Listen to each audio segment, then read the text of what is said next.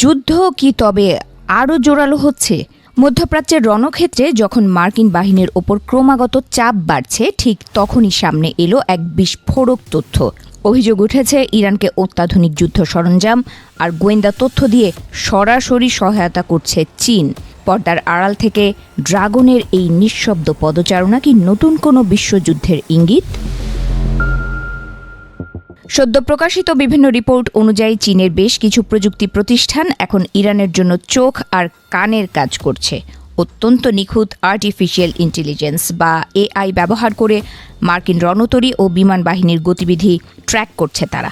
Commercial satellite থেকে পাওয়া তথ্যকে বিশ্লেষণ করে ইরানের হাতে পৌঁছে দেওয়া হচ্ছে মার্কিন ফৌজের প্রতিটি পদক্ষেপের পুঙ্খানুপুঙ্খ বিবরণ। মার্কিন পক্ষের দাবি, সবচেয়ে ভয়ের বিষয় হলো এই ডেটা অ্যানালাইসিস কোম্পানিগুলোর সঙ্গে সরাসরি যোগসূত্র পাওয়া গেছে চীনের পিপলস লিবারেশন আর্মির। অর্থাৎ এটি কোনো বিচ্ছিন্ন বাণিজ্যিক কর্মকাণ্ড নয়, বরং রাষ্ট্রের সরাসরি মদতপুষ্ট এক গোপন অপারেশন। প্রযুক্তিকে ঢাল হিসেবে ব্যবহার করে তেহরানকে কার্যত অভেদ্য গোয়েন্দা তথ্য সরবরাহ করছে বেইজিং।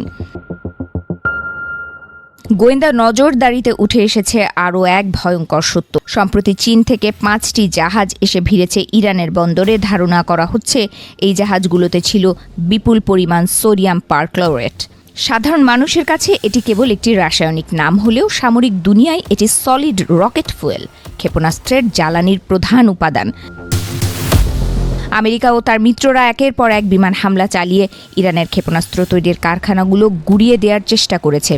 কিন্তু চীনের পাঠানো এই বিপুল রাসায়নিক দিয়ে ইরান তাদের সেই সক্ষমতাকে আবারও ফিরে পাচ্ছে। কয়েক মাস আগে অভিযোগ উঠেছিল যে রাশিয়া ইরানকে গোয়েন্দা তথ্য দিয়ে সাহায্য করছে।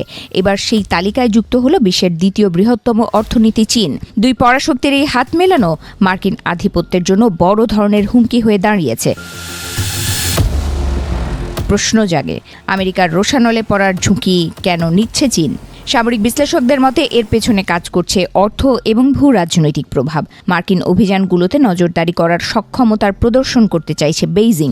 তাছাড়া ভেনেজুয়েলা ইস্যুতে মার্কিন গোয়েন্দা তৎপরতার ব্যর্থতা ঢাকতেও এটি চীনের একটি পাল্টা চাল হতে পারে।